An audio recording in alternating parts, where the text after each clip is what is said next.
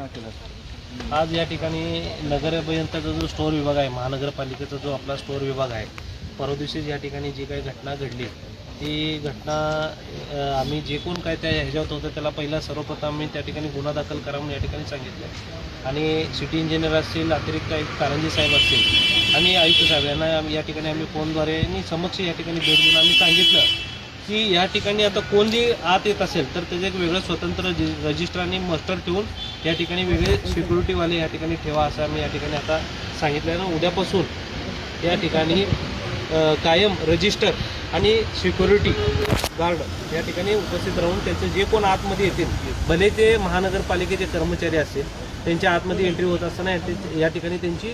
ज्याप्रमाणे आपण कंपनीला हे करतो काय आहे, हे स्टोअर महानगरपालिकेचं असल्यामुळं सकाळ सकाळी जे काही कामं असतात महानगरपालिकेचीच गाडी असतात त्यामुळे ते ये जा करत असतात. पण आता तसं न होता कुठली गाडी कधी बाहेर पडते आणि कुठली गाडी कधी आतमध्ये येते ह्याचं या ठिकाणी रजिस्टर मेंटेन केलं जाईल आणि कोण कर्मचारी